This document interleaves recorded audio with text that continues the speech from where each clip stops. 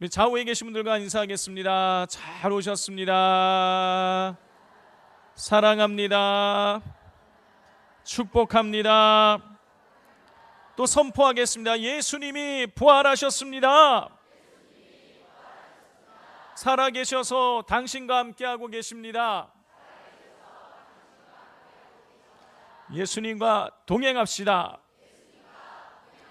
할렐루야. 성도 여러분, 살리에르 증후군이라고 아실 것입니다. 이 살리에르 증후군은 주변 사람들과 자신을 비교하면서 열등감이나 시기를, 질투를 느끼는 그런 심리 상태를 의미합니다. 자, 근데 잘 아시는 대로 이 살리에르 증후군에서 이 살리에르는 의학 용어가 아니라 사람 이름이죠. 이 살리에르는 18세기 오스트리아 빈의 궁정 음악가였습니다. 황실에서 음악을 만들고 연주하던 음악가였어요. 그 당시 음악가로서 오를 수 있는 최고의 자리에 올랐던 것입니다. 그렇기에 주변에 있는 많은 음악가들이 살리에르를 부러워했습니다. 그는 부도 쌓고 명예도 얻고 모든 것을 다 갖춘 사람처럼 주변 사람들에게 그렇게 비추었던 것이죠. 또 그는 하나님을 향한 순수한 열정으로 음악을 만들었습니다. 하나님께서 자기에게 주신 음악적 재능에 대해서 늘 그는 감사하며 살았어요. 그런데 어느 날 한 청년의 등장함으로 인해서 그의 삶이 송두리째 흔들리게 되었습니다.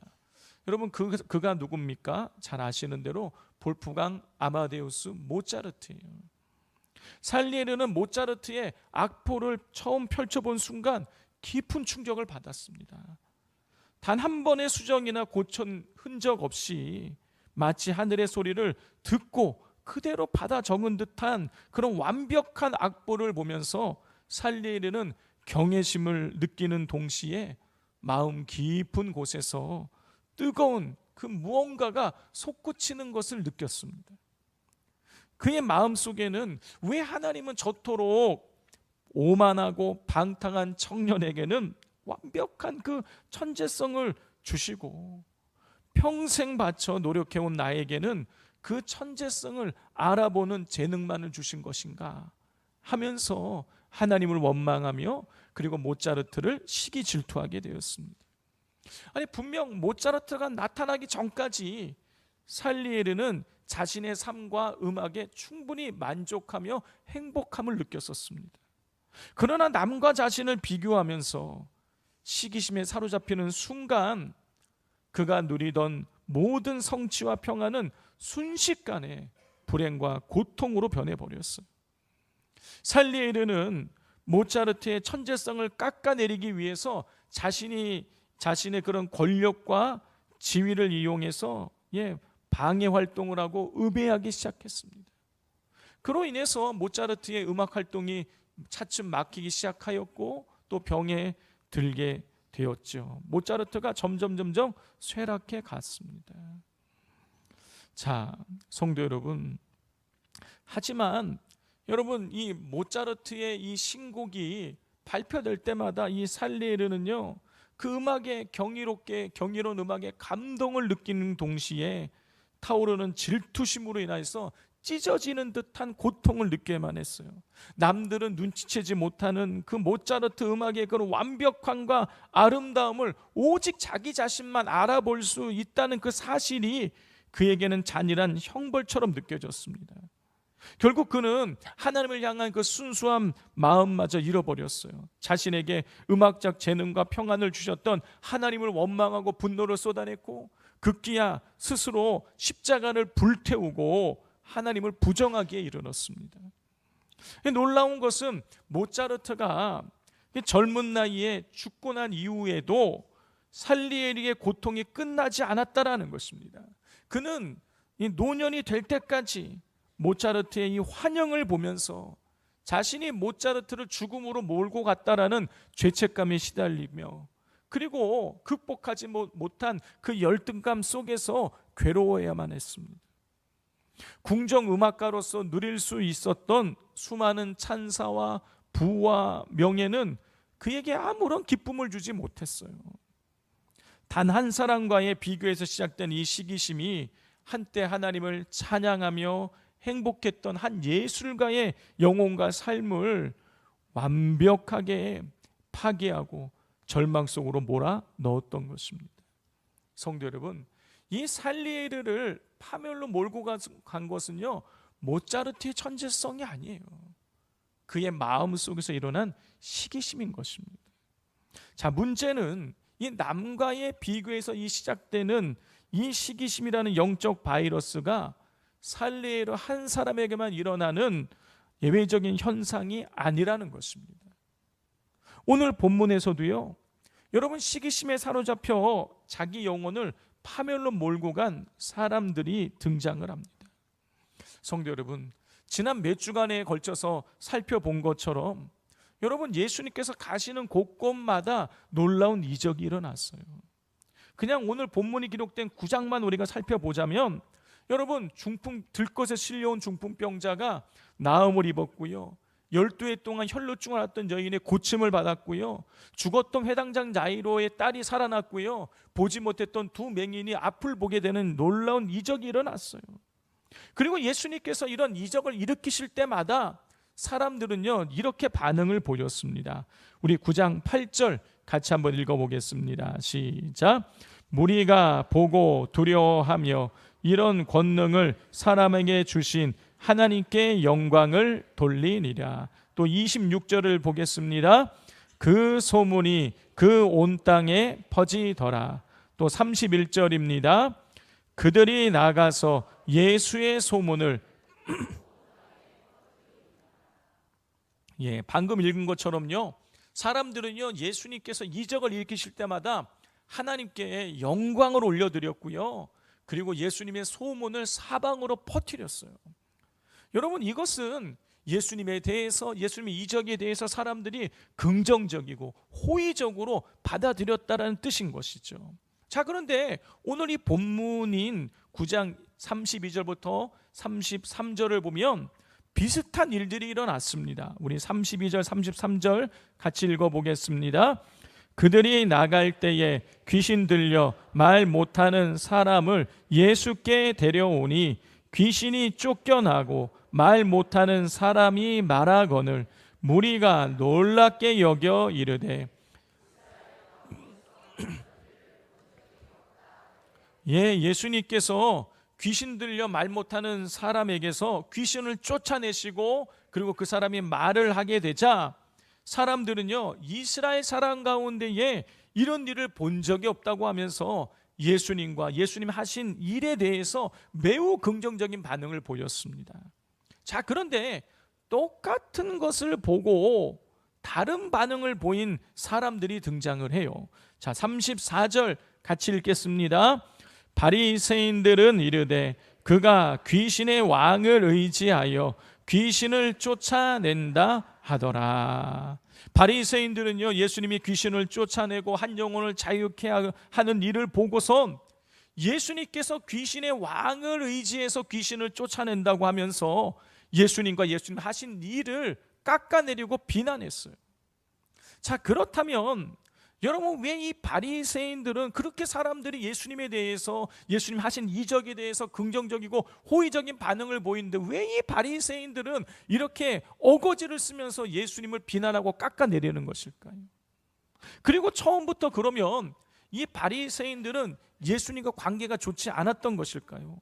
여러분, 그렇지 않습니다. 자, 이미 말씀드린 것처럼 이 마태복음 이 앞에 부분을 보면, 9장 앞에 부분을 보면은요, 예수님께서 침상에 실려온 이 중풍병자를 고치신 사건이 기록되어 있어요. 자, 어땠습니까? 어떤 상황이었어요? 한 집에 예수님이 계시는데 사람들이 너무 많으니까 중풍병자를 안으로 데리고 갈 수가 없었어요. 그래서 어떻게 합니까? 지붕을 뜯어내고 줄에 달아서 이 사람을 밑으로 내렸단 말이에요.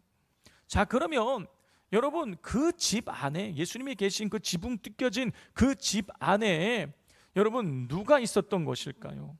여러분, 성경은 그 집 안에 예수님과 그리고 바리새인과 서기관이 같이 있었다는 것을 우리에게 가르쳐주고 있습니다. 오늘 본문이 마태복음 이 9장과 같은 내용을 기록하고 있는 누가복음 5장 21절을 보면 이것을 확인할 수가 있어요. 서기관과 바리새인들이 생각하여 이르되 이 신성 모독하는 자가 누구냐? 오직 하나님 외에 누가 능히 죄를 사하겠느냐? 여러분, 예수님께서 그 지붕을 뚫고 내려온 그 중풍병자를 향해서 뭐라고 말씀하셨습니까? 내 죄 사함을 받았느니라 이렇게 선포하셨어요. 그런데 그것을 옆에서 듣고 있었던 서기관과 바리새인들이 하나님 외에 누가 죄를 사할 수 있느냐 하면서 예수님께 신성모독이라고 예수님을 비난했던 것이에요.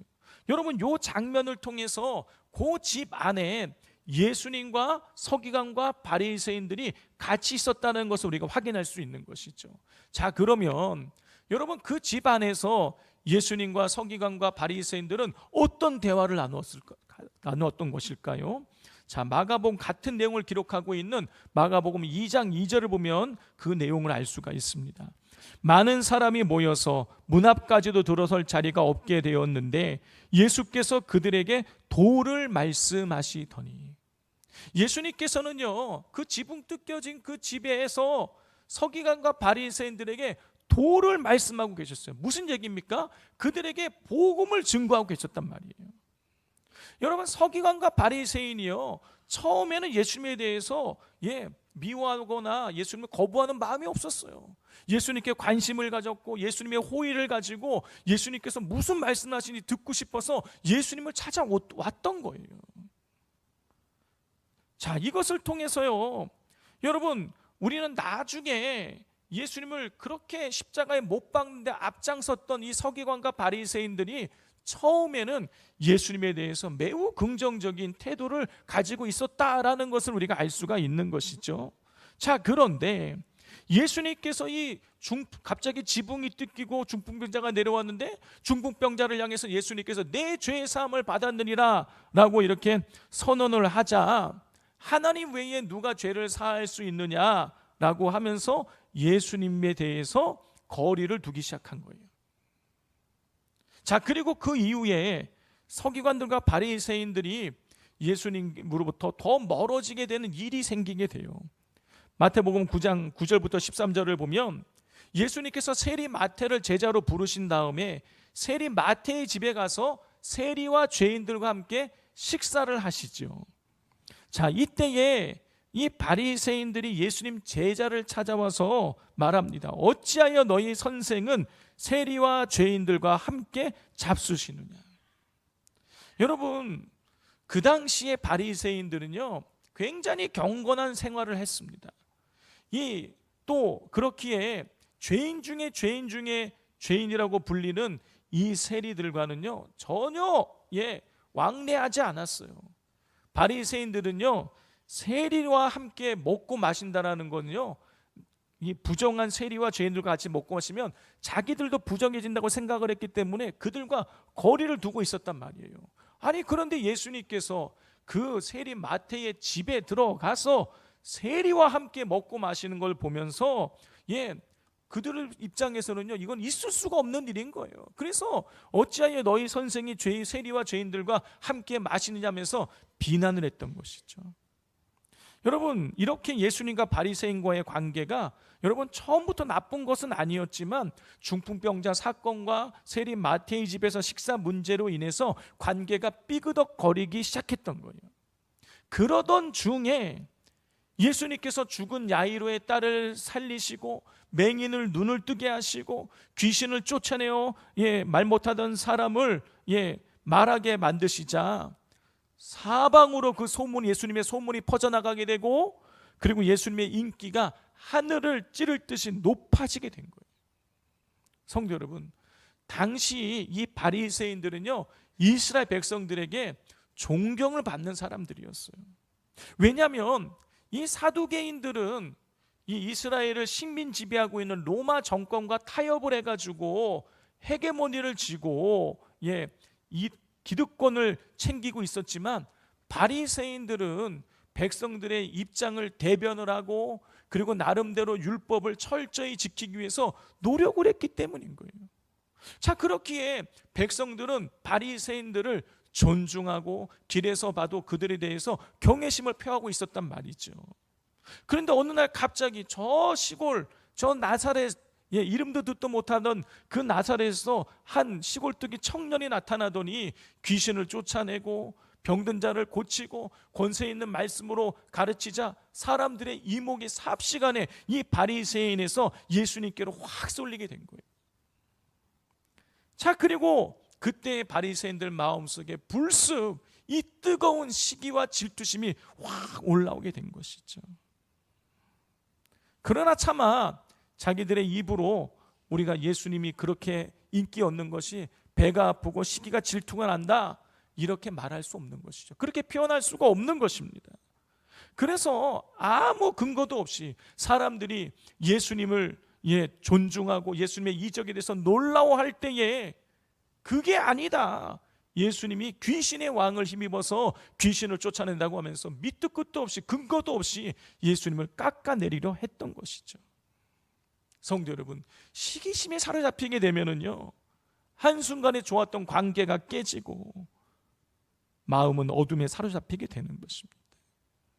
성경을 보면은요, 이런 사실을 잘 보여주는 두 인물이 있어요. 첫 번째 인물은 가인이죠. 하나님께서 동생 아벨의 제사를 받으시고 자기 제사를 받지 않아 주시니까 어떻게 했습니까? 그게 시기 질투가 나서 동생을 돌로 쳐서 죽였어요. 그 이후에 하나님께서는요, 아벨을 저주하십니다. 가인을 저주하십니다. 하나님께서는 가인이 밭을 갈아도 밭이 효력을 내지 않을 것이고, 그리고 가인은 평생 쫓겨다니는 도망자의 삶을 살 것이다라고 말씀을 하세요. 가인은 시기심으로 인해서 살인이라는 죄를 짓고 하나님의 저주 속에 살아가게 된 것입니다.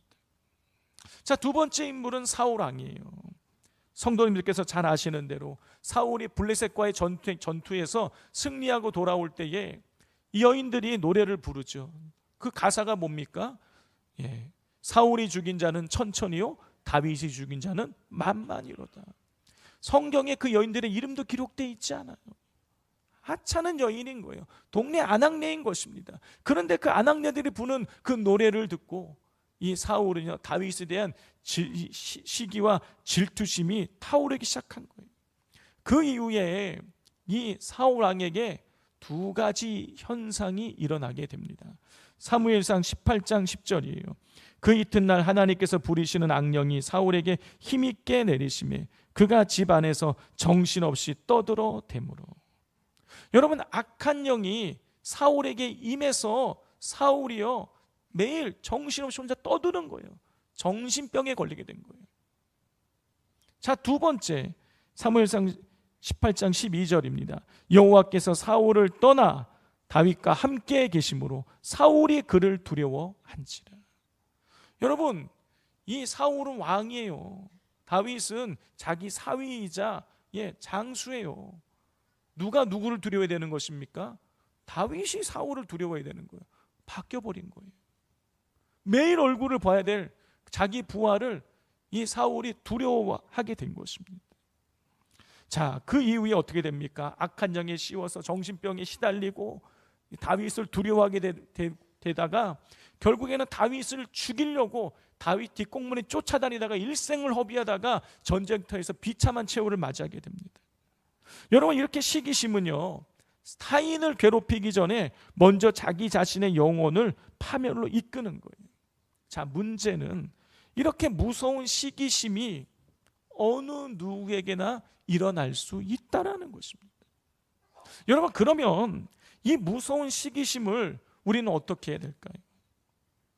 제가 최근에 한 모임에 갔었습니다. 모임 분위기도 참 좋았어요. 웃고 분위기가 아주 좋았어요. 그리고 만나고 집에 돌아왔는데 제가 기분이 안 좋아요. 분위기도 좋았는데, 누가 나를 비난한 사람도 없었는데, 좋은 분위기 속에 있다 왔는데 마음이 안 좋아요. 그래서 제 마음을 이렇게 가만히 살펴보았습니다. 내 마음이 이거 왜 그렇지? 왜 내가 마음이 이렇게 기분이 안 좋지? 하고 살펴보았더니 제가 한 분을 시기 질투하고 있었던 거예요. 그 모임에서 제가 느끼기에 한 분이 사랑받는 것 같고 사람들의 관심이 쏟아지는 것 같고, 그러니까 어느 순간 제 마음속에 그런 시기심이 일어났던 거예요. 그런데 성도 여러분, 저만 그렇습니까? 그렇지 않아요. 모든 사람이 다 그런 것입니다. 제가 대학원 다닐 때 존경하는 교수님과 같이 식사하며 대화를 나누는 시간이 있었어요. 근데 그 자리에서 그 교수님이 당신의 속 이야기를 하시는 거예요. 당신이 동료 교수님을 시기했다라는 거예요. 제가 그 얘기를 듣고 너무너무 놀랐어요. 왜냐하면 그렇게 말씀하시는 그 교수님이요, 명문대를 나오시고 미국에서 유학하여 박사학위 받아오시고 실력도 출중하시고 학생들의 인정도 받으시는 교수님이신데, 아니 그런 분이 다른 교수님을 시기했다니 그게 너무 충격이었어요. 성도 여러분, 누군가 나보다 더 사람들의 인정과 사랑을 받거나 나보다 더 잘나 보이면 자연스럽게 시기심이 올라오는 거예요. 시기심이 일어나는 것은 인간의 그 연약한 본성상 아주 자연스러운 일이에요. 중요한 건 여러분, 이 시기심에 사로잡혀서는 안 된다라는 것입니다. 다시 말해서 나의 삶이 시기심에 의해서 좌지우지 되어서는 안 된다라는 거예요. 조금 전에 살펴본 가인과 사울왕, 그리고 오늘 본문에 등장하는 바리새인과, 그리고 서론에 말씀드렸던 이 살리엘의 마음은요, 시기심에 의해서 장악이 되어져서 시기심에 의해 그들의 삶이 좌지우지 되었어요. 여러분, 그들이 시기심에 의해서 사로잡히게 되자 나타난 현상이 무엇인 것입니까? 가인은요, 동생을 죽였어요. 사울왕은요, 다윗을 죽이려고 했어요. 바리새인들은요, 예수님을 나중에 십자가에 못 박아 죽였습니다. 살레리도요, 이 모차르트를 죽음으로 몰고 갔어요. 여러분, 시기심에 사로잡히게 되면은요, 여러분, 상대방을 죽이는 거예요. 관계가 깨지고 파멸에 이르게 되는 것입니다. 여러분, 그러면 어떻게 해야 우리에게 자연스럽게 올라오는 이 시기심에 사로잡히지 않고 우리가 영적 전투에서 승리할 수 있을까요? 우리가 가장 먼저 해야 될 일은 뭐냐면 우리의 마음을 힘써 지키는 것입니다. 잠언 4장 23절이에요. 모든 지킬 만한 것 중에 더욱 내 마음을 지키라. 생명의 근원이 이에서 남이니라 그랬어요. 성도 여러분, 우리는 내 재산을 지키고 에너지를 지키고 건강을 지키고 자녀를 지키고 직장을 지키고 사업장을 지키는데 지키기 위해서 엄청난 에너지를 쏟아붓습니다. 그러나 정작 이 생명의 근원이 되는 마음을 지키는 일에는요, 별로 힘을 쏟지 않아요. 왜냐? 남에게 보이지 않고, 그리고 내 눈에도 내 마음이 잘 보이지 않기 때문이에요. 그러다 보니 겉은 번드르한데 그 마음은 시기와 질투, 불평이라는 잡초와 독초가 무성한 분들이 있어요. 성도 여러분, 마음이 시기심과 같은 악한 감정에 사로잡혀 남을 찌르고 비난하고 여러분 헐뜯게 된단 말이에요. 여러분, 그렇게 남을 시기하고 그래서 질투하며 찌르고 비난하고 헐뜯는 삶을 살게 되면 여러분, 주님 주시는 평안을 누릴 수가 없게 되는 것입니다. 그러므로 마음에서 일어나는 이 시기심을 그냥 내버려 두면 안 되는 거예요. 시기심이 내 마음에 둥지를 틀지 못하도록 여러분 뽑아내야 되는 것입니다. 여러분, 내 마음에 누군가를 향한 시기심이 일어나면은요, 하나님 앞에 기도해야 되는 거예요. 하나님, 제 마음속에 이런 시기심이 있습니다. 이런 질투심이 있습니다. 이런 좋지 못한 감정들이 있습니다. 하나님, 제 마음을 바꾸어 주세요. 솔직하게 하나님 앞에 기도하며 마음을 지키기 위해서 노력을 해야 되는 거예요. 그리고 두 번째로 해야 될 일은 여러분, 이 시기심을 통해서 틈타오는 마귀를 대적해야 되는 것입니다. 야고보서 4장 7절은요, 마귀를 대적하라 그리하면 피하리라고 하였고요. 누가복음 10장 19절에서는 하나님께서 악한 원수를 제어할 권능을 우리에게 주신다고 약속하여 주셨어요. 그러므로 여러분, 이 시기심을 통해서 우리의 마음을 어둡게 만들려는 어둠의 세력을 여러분, 우리가 예수의 이름으로 대적해야 되는 것입니다. 여러분, 성경을 보면 마귀는 틈타는 자예요. 여러분, 마귀는요, 시기심이라는 이 감정이 올라오면 그 시기심을 통해서 우리를 틈을 타고 시기심으로 우리의 마음을 장악해서 우리 마음을 어둡게 만드는 거예요. 파멸로 몰고 가는 거예요. 그렇기에 여러분, 이 시기심이 올라올 때에 이 시기심이 우리 마음을 장악하고 우리를 괴롭히려고 할 때에 악한 영을 예수 그리스도의 이름으로 대적해야 되는 것입니다. 마지막 세 번째로 우리가 해야 될 일은요, 하나님께서 내게 주신 그 은혜에, 그 분량에 감사해야 되는 것입니다. 시기심은요, 남과의 비교에서 시작이 되는 거예요. 그런데 우리가 잊지 말아야 될 것은 하나님께서 우리 각자에게 주신 하나님의 은혜와 달란트가 있다라는 것입니다. 그러므로 내게 없는 것을 바라보며 질투하지 마시고 하나님께서 내게 주신 그 달란트와 은혜를 가지고 하나님께 감사하실 수 있기를 바랍니다. 성도 여러분, 오늘 본문의 바리새인들은 자신들의 기득권과 인기를 지키려다가 시기심의 노예가 되었고, 그 결과로 하나님이 보내신 구원자 예수 그리스도를 배척하는 파멸의 길로 들어서게 되었어요. 여러분, 바리새인들이 예수님을 죽이는 파멸의 길로 가게 된 것은 여러분, 예수님 권능 때문이 아니라 그 안에 시기심 때문인 거예요. 성도 여러분, 사도 바울은 우리의 마음이 성령님이 거하시는 거룩한 성전이라고 했습니다. 그러므로 하나님이 거하시는 이 거룩한 성전인 우리 마음에 이 시기심이라는 독초가 자라나도록 방치하지 마십시오. 그리고 누군가 나보다 잘 될 때 함께 기뻐해 줄 수 있는 넉넉한 마음을 달라고 기도하십시오. 더 나아가서 내 안에 시기심이 싹이 올라올 때에 여러분, 즉시 하나님께로 나아가서 나에게 주신 은혜와 달란트를 헤아려 보면서 기억하면서 감사하시기를 바랍니다. 그렇게 힘써 우리의 마음을 지켜낼 때에 마귀가 주는 시기심과 분란은 떠나가고 주님이 주시는 참된 평안과 기쁨을 누리게 될 것입니다. 기도하겠습니다. 하나님 아버지, 바리새인들의 모습을 통해서 우리 안에 있는 시기심을 봅니다. 하나님, 그동안 우리는 남들과의 비교에서 오는 이 시기심을 그냥 방치하여 관계가 깨지고 마음이 지옥이 되는 일들을 여러 번 경험했었습니다. 그럼에도 불구하고 마음을 지키지 못하고 시기심에 사로잡혀 넘어지는 일들을 반복했습니다. 그러나 이 시간 말씀을 통해 깨닫게 되었사오니 시기심을 비롯한 마음의 독초가 일어날 때 그 배후에 역사하는 악한 영들을 예수의 이름으로 대적하게 하시고 하나님께서 내게 주신 은혜에 감사하며 마음을 지켜 하나님 주시는 참된 평안과 기쁨을 누리게 하여 주옵소서.